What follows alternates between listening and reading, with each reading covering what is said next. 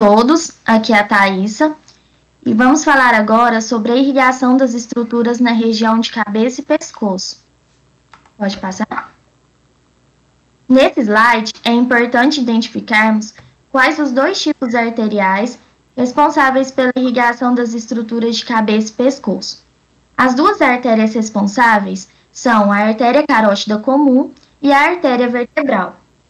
Não dá para ver muito bem a origem e o trajeto dessas artérias, mas perceba, a artéria vertebral é essa que ascende em direção ao crânio, através dos orifícios nas vértebras cervicais, chamados de forames transversários. E podemos ver também a artéria carótida comum e a sua bifurcação em artéria carótida comum interna e externa. Pode passar. Nesse slide, podemos ver a origem dessas artérias. A origem da artéria carótida comum vai depender se ela é do lado esquerdo ou se ela é do lado direito. A artéria carótida comum direita, ela se origina do tronco arterial que parte da aorta, chamado de tronco braquiocefálico.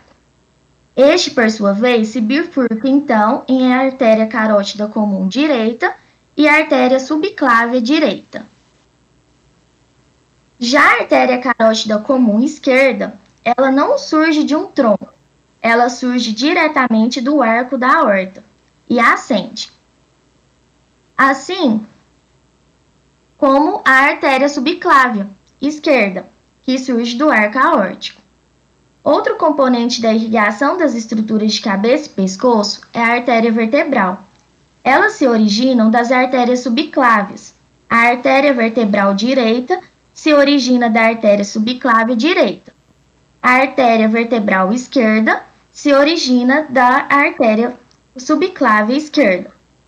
Podemos ver também a bifurcação das artérias carótidas comuns. E essa bifurcação, ela acontece na região próxima ao ocioide. Pode passar?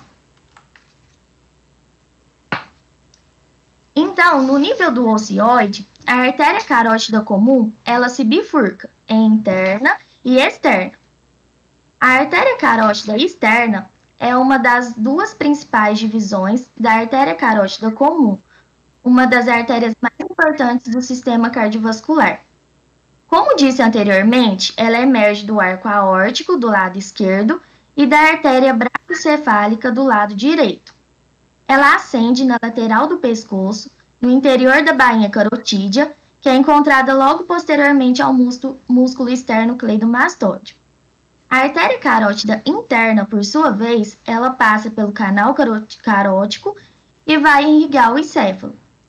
A artéria carótida externa é a única divisão da artéria carótida comum que emite ramos na região do pescoço e fornece suprimento sanguíneo às estruturas externas da cabeça e da face.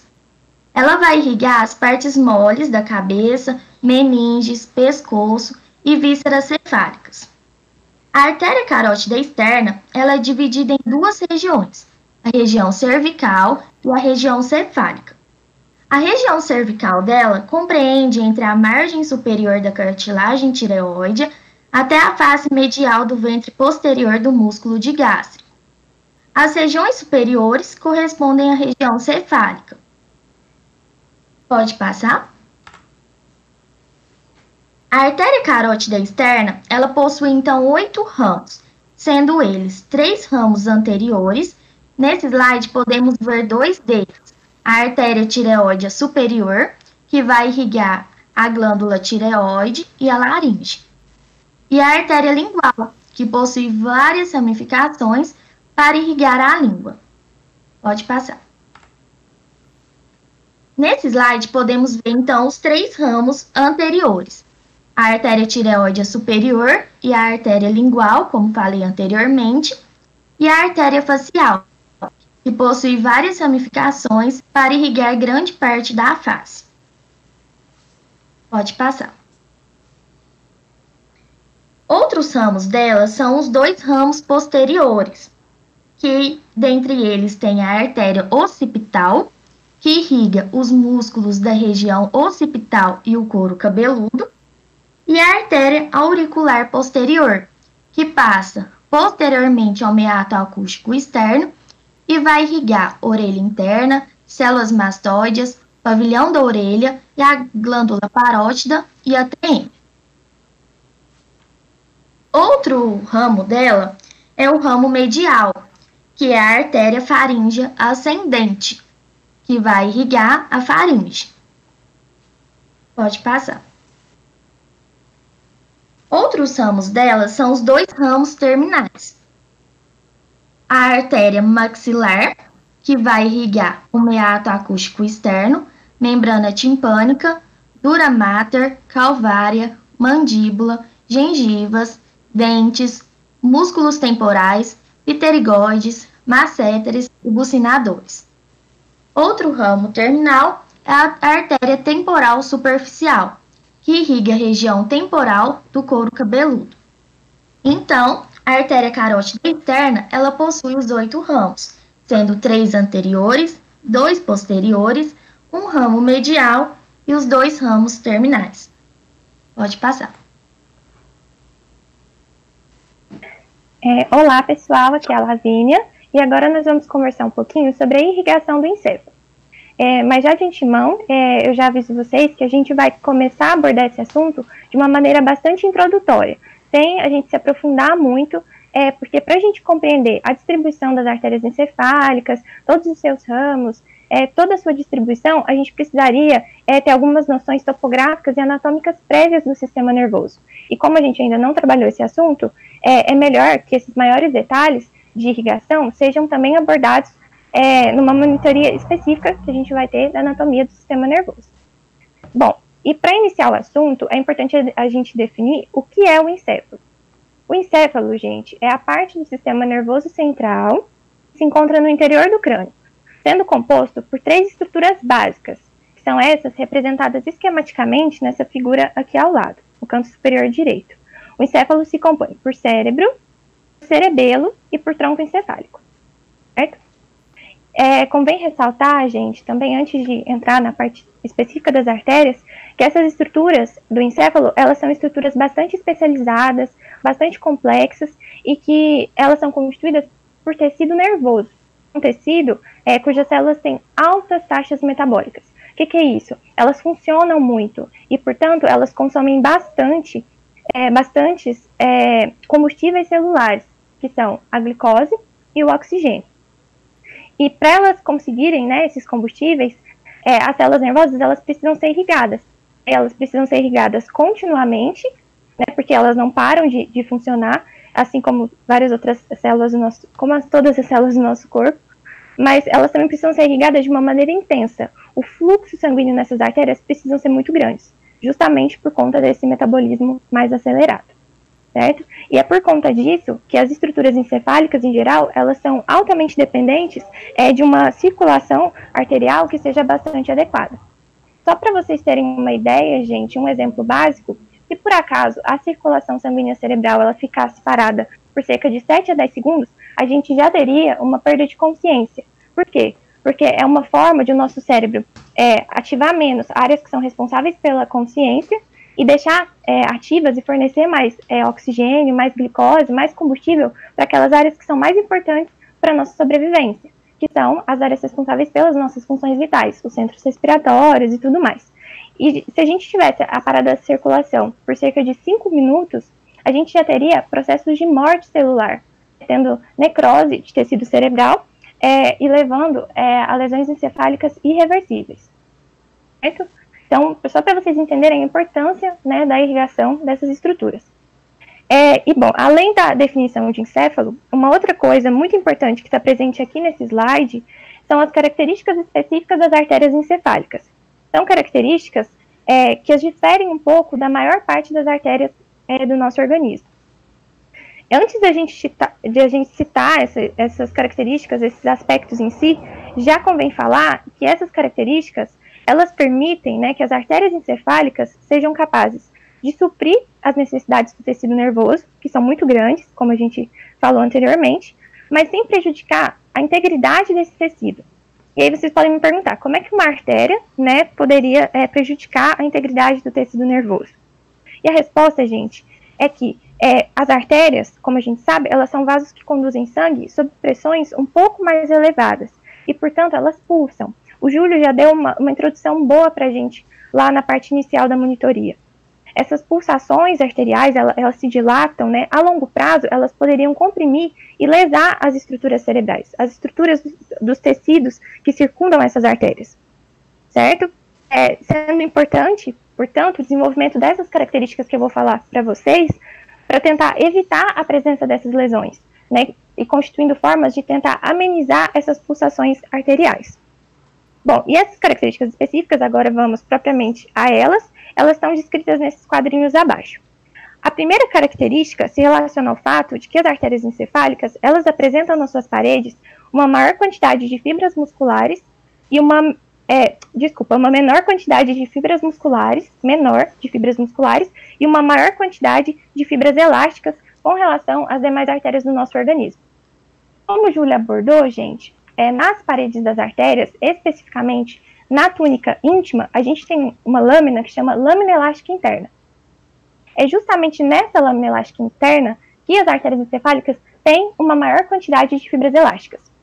A presença de mais fibras elásticas nessa camada permite que essa parte mais interna se distenda mais, né, pela pressão do sangue, levando uma menor pressão para as camadas mais externas da artéria. Dessa forma, a artéria como um todo, ela se distende menos. Se vocês conseguem entender, a parede interna da artéria é mais elástica, se distende mais, e a parede mais externa, portanto, ela se distende menos, porque a interna já meio que neutralizou parte da pressão do sangue saindo ali para aquela artéria. Então, esse é um mecanismo também para amortecer a pulsação arterial e para auxiliar na preservação da integridade do tecido nervoso que circunda esse vaso. Uma outra característica das artérias encefálicas é a tortuosidade. A gente vai ver, gente, nos próximos slides, que as principais artérias responsáveis pela vascularização do encéfalo em determinadas regiões do seu percurso, que elas são bastante sinuosas, elas se contorcem, elas percorrem em certas partes um caminho meio que tortuoso, elas se contorcem. E essas tortuosidades, elas também contribuem para a redução da pulsação da artéria, uma vez que quando elas começam a se contorcer, o fluxo de sangue que percorre essa artéria, ele tem uma redução da sua velocidade e, por consequência, a gente tem uma redução da pressão que ela exerce. E, por conta disso, o vaso, né, ele pulsa menos. A artéria tem uma menor pulsação. Então, isso também contribui para a integridade do tecido nervoso. E, por fim, uma terceira e última característica das artérias encefálicas refere-se ao fato de que elas se encontram no encéfalo circundadas por líquor, que é também chamado de líquido cefalorraquidiano. Ou seja, nos espaços perivasculares ao redor dessas artérias, lá no encéfalo, a gente tem líquor. O líquor, ele vai ser melhor estudado também na monitoria do sistema nervoso. A gente vai ver a distribuição dele, onde ele é formado e tudo mais. Por agora, o importante a gente saber é que esse líquido cefalorraquidiano, que está interposto ao tecido nervoso e às artérias encefálicas, ele é capaz de amortecer também a pulsação dessas artérias, né, sendo mais um mecanismo né, que contribui para a preservação da integridade do tecido nervoso. Certo? Bom, pode passar.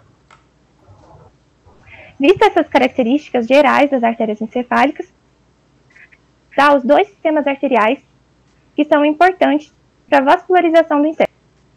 Esses sistemas arteriais são o sistema carotídeo interno, que provém da artéria carótida interna, e o sistema vertebral, que provém das artérias vertebrais. Nessa imagem, gente, a gente pode visualizar essas artérias, né? A gente pode visualizar os trajetos delas, e lá em cima, lá na base do crânio, a gente pode observar os seus ramos terminais. A gente pode observar uma certa comunicação entre esses ramos. Essa comunicação, essa ligação desses ramos, forma o que a gente chama de anastomose. E eles formam, então, lá na base do crânio, uma estrutura anastomótica conhecida como polígono arterial do cérebro. Nessa imagem, a gente não consegue visualizar bem os componentes desse polígono, mas o que a gente pode perceber é que ele constitui uma forma de comunicação entre esses dois sistemas arteriais, o carotídeo interno e o vertebral, porque ele comunica os ramos terminais, né, mais superiores de ambas essas artérias. Bom, Nesse slide, a gente também pode aproveitar para falar dos trajetos que essas artérias percorrem, a começar pela artéria carótida interna. Percebam que elas surgem a partir da bifurcação da artéria carótida comum e a artéria carótida externa e interna. A artéria carótida externa, ele emite ramos para a face, para estruturas do pescoço, como a Thaísa falou anteriormente. A artéria carótida interna, ela ascende, ela não emite ramos na sua região cervical, então ela adentra o crânio através de um canal, chamado canal carótico. Certo? Após atravessar o canal carótico, a artéria carótida interna, ela se projeta anteriormente nesse espaço que está sendo aí sinalizado, que é chamado de seio cavernoso. E nesse seio cavernoso, ela forma uma estrutura sinuosa, em forma de S, que é conhecida como sifão carotídeo. Após esse trajeto sinuoso, a artéria carótida interna, ela continua seu percurso superiormente e emite alguns pequenos ramos, que nessa imagem a gente não pode visualizar, né? Então ela se divide, originando os seus ramos terminais e também mais importantes, que são a artéria cerebral anterior e a artéria cerebral média. Essas artérias, elas vão ser melhor visualizadas em um próximo slide, mas saibam que essa região aí é a região de divisão da artéria carótida interna, onde ela se divide para originar principalmente essas duas artérias. Certo? Agora vamos estudar o trajeto da artéria vertebral. A artéria vertebral, como demonstrado na figura, ela surge a partir da artéria subclávia, ascende na região do pescoço, passando pelos forames transversários, que são esses orifícios das vértebras cervicais laterais. Ela passa pelos forames transversários das 6 primeiras vértebras cervicais. Das proximidades da base do crânio, ela se projeta posteriormente, apresentando nessa porção mais posterior uma tortuosidade. Assim como a tortuosidade que a gente viu na artéria carótida interna, na região lá do sifão carotídeo, é importante para a redução da pulsação arterial, exemplificando aquela característica que a gente abordou no slide anterior. A artéria vertebral, então, ela adentra o crânio pelo maior dos seus orifícios, que é o forame magno, e já no interior do crânio, essas artérias, tanto a artéria vertebral esquerda quanto a artéria vertebral direita, elas se projetam anteriormente e confluem para formar uma artéria única e mais calibrosa, que é a artéria basilar. Da artéria basilar, gente, e das artérias vertebrais, partem alguns ramos mais curtos, mas que não podem ser bem visualizados nessa imagem. E, por fim, ela se bifurca e origina duas importantes artérias, que são as artérias cerebrais posteriores. Lembrando que essas artérias cerebrais que eu falei para vocês, tanto a cerebral anterior e a cerebral média, que partem da artéria carótida interna, tanto as artérias cerebrais posteriores, que partem da artéria basilar, vão ser melhor visualizadas no próximo slide. Deixa eu passar. Bom, antes de a gente estudar essa imagem maior e a esquerda do encéfalo, gente, vamos recapitular o que a gente viu de formação das artérias cerebrais no slide anterior, certo? De acordo com o que está descrito nesse quadrinho mais inferior, azul. A gente tem que a artéria carótida interna, então, ela adentra o crânio através do canal carótico, ela forma o sifão carotídeo, então ela ascende, ou seja, ela sobe e se subdivide em dois ramos arteriais terminais, que são seus ramos mais importantes, que são a artéria cerebral anterior e a artéria cerebral média. Então a gente pode ver isso nesse esqueminha, a artéria carótida interna, originando a artéria cerebral anterior e a artéria cerebral média. Agora, recapitulando o trajeto das artérias vertebrais. Nós temos que elas adentram o crânio através do forame magno, projetam anteriormente, confluem, formam uma artéria única e mais calibrosa, que é a artéria basilar, e a artéria basilar, então, se bifurca, originando as artérias cerebrais posteriores, como a gente vê no esqueminha aqui. Certo? Recapitulado isso, agora vamos estudar melhor a imagem, que permite justamente a gente visualizar isso. Percebam que essa imagem, ela permite a gente ter uma vista da face inferior do encéfalo, né? O encéfalo, que é composto por cérebro, essa estrutura mais central e inferior, que é o tronco encefálico, e pelo cerebelo. Aí a gente observa só um dos hemisférios cerebelares, certo?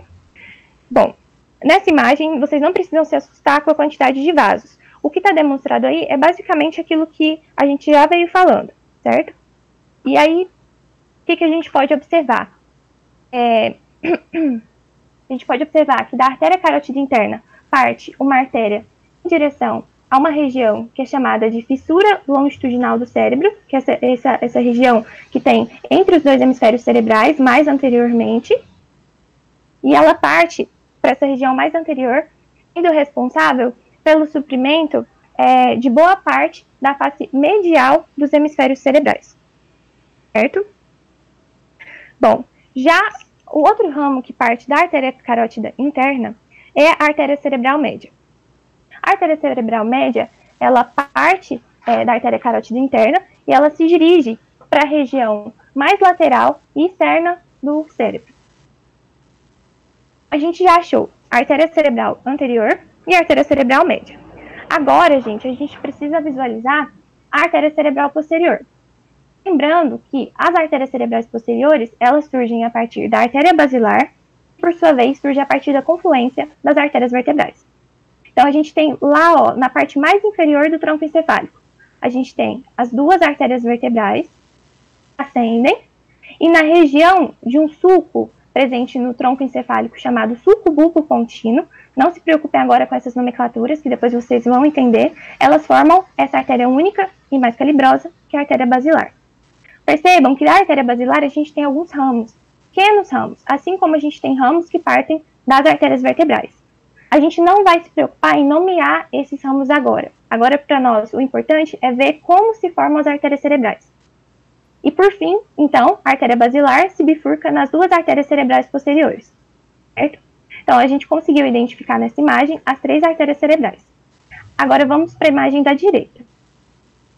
Nessa imagem da direita, a gente tem só uma representação esquemática dos territórios de irrigação das principais, das três artérias cerebrais e dos seus principais ramos. Em laranjinha, a gente tem a artéria cerebral anterior. Percebam, gente, que ela parte da base do cérebro, que ela vai para toda a face medial do hemisfério cerebral. Ela emite vários ramos. Eu já adianto para vocês que cada um desses ramos tem um nome específico, certo? Mas que a gente não vai nomear agora, porque a gente não tem ainda as noções anatômicas para poder fazer isso. Vocês vão ver que as nomenclaturas estão muito relacionadas para o local, né, que elas levam irrigação. Agora, de rosinha, a gente tem ali na figura direita a artéria cerebral média, que parte também da base do cérebro e que vai para a região mais lateral do encéfalo para suprir toda a sua face superolateral, perdão. Então, ela parte para a região lateral do cérebro para irrigar a sua porção superolateral. Nessa imagem, a gente não consegue ver direitinho o território de irrigação da artéria cerebral média, porque a gente está tendo uma vista medial do hemisfério cerebral, certo? E elas vão para a face lateral. Percorrendo, gente, um sulco, só para citar, tá bom? Depois, quando a gente for estudar melhor, a gente vai ver direitinho esse sulco. Mas a artéria cerebral média, ela percorre um sulco chamado sulco lateral do cérebro ou sulco de Sylvius. Uma referência anatômica para a gente encontrar essa artéria cerebral média, né, nas peças quando a gente estuda.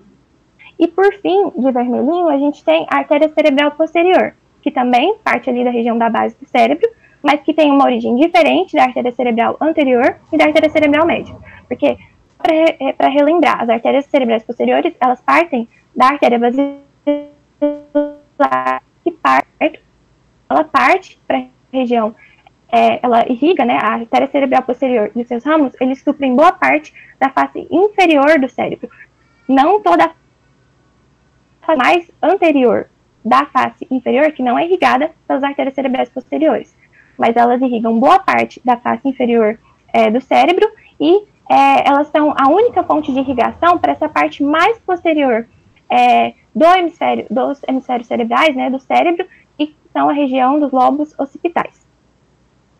Uma outra coisa, gente, a última coisa que eu quero que vocês visualizem, só que agora na imagem da esquerda, nessa imagem maior do encéfalo, é esse círculo arterial na base do cérebro, logo acima do tronco encefálico. Eu falei para vocês dele no slide anterior, quando eu estava escrevendo os trajetos da artéria carótida interna e das artérias vertebrais, e falei que elas emitiam ramos terminais lá na parte mais superior delas para formar um círculo arterial, que eu disse para vocês que se chamava polígono arterial do cérebro, certo? Aqui a gente consegue visualizar melhor ele, e a gente está vendo ele de uma vista inferior, a gente está vendo ele de baixo para cima, e a gente consegue referenciar ele com relação às outras estruturas anatômicas, a gente vê o posicionamento dele. E o que a gente observa é que existe uma intercomunicação entre as três principais artérias cerebrais, que são a artéria cerebral anterior, a artéria cerebral média e a artéria cerebral posterior. Elas se comunicam, né? Então, portanto, a gente pode dizer que círculo arterial é uma forma de comunicação dos dois sistemas arteriais que são responsáveis pela irrigação do encéfalo, que são o sistema carotídeo interno e o sistema vertebral. Agora no próximo slide, pode passar, a gente vai ver melhor os componentes desse círculo arterial, que também é chamado de polígono arterial do cérebro ou polígono de Wills. Ele pode ter essas três nomenclaturas: polígono arterial cerebral ou polígono arterial do cérebro, polígono cerebral ou polígono de Wills. É o epônimo dessa estrutura. É um polígono, gente, porque por causa da forma dele. Observam que ele se assemelha, né, ele forma uma estrutura que se assemelha a uma estrutura geométrica poligonal, que tem vários lados. E ele é um polígono arterial anastomótico.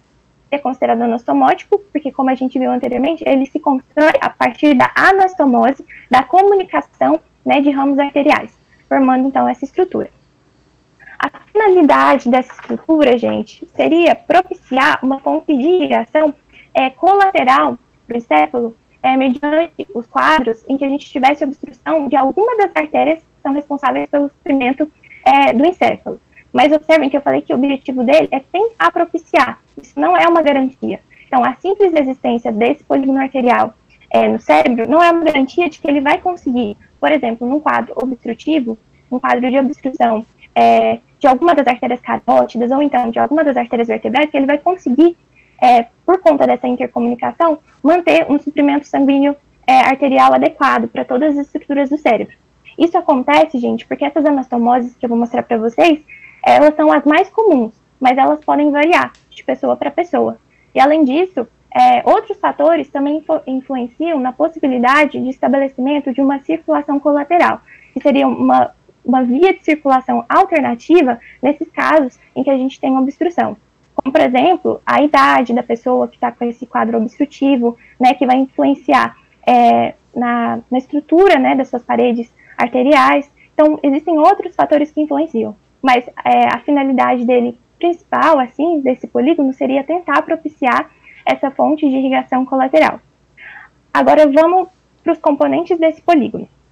O polígono de Wills, ele tem três componentes principais, que são as artérias cerebrais anteriores, podem ser identificadas na imagem, ó, bilateralmente, as artérias carótidas internas, de quem, né, que são as artérias que dão origem às artérias cerebrais anteriores, e as artérias cerebrais posteriores, certo? Essas são as artérias principais que compõem esse polígono. Agora, existem artérias que comunicam essas artérias principais. Essas artérias são chamadas artérias comunicantes. A gente possui uma artéria comunicante anterior, que comunica as duas artérias cerebrais anteriores. A gente apresenta duas artérias comunicantes posteriores. Vão intercomunicar a artéria carótida interna às artérias cerebrais posteriores. Certo? Então, gente, basicamente o que eu tinha para falar de introdução à irrigação do encéfalo é isso. E agora a gente vai resolver uma questão que está bem simples, só para a gente tentar fixar o que a gente viu até aqui de irrigação das estruturas de cabeça e pescoço. Pode passar. Bom, é uma questão de verdadeiro ou falso, né? Assinalar V para as verdadeiras e F para as afirmativas falsas. Eu vou ler com vocês e vou deixar uns segundinhos para vocês anotarem as respostas de vocês. A primeira afirmação: a artéria carótida, ela se bifurca em externa e interna na altura do ocioide. Segunda afirmação: a artéria vertebral é ramo da artéria carótida comum.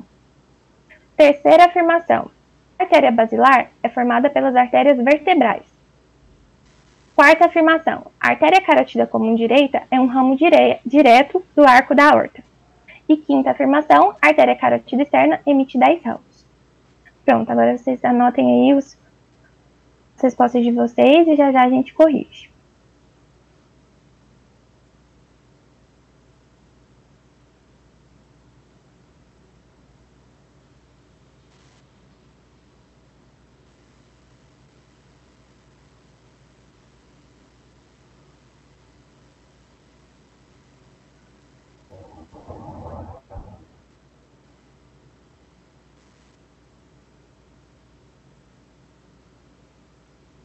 Prontinho, acho que já deu. Pode passar o gabarito. Bom, a primeira alternativa é verdadeira. A artéria carótida comum, ela se bifurca em carótida externa e interna na altura do ocioide.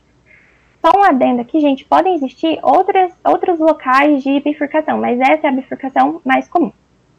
A segunda afirmação, a artéria vertebral é ramo da artéria carótida comum, é falsa.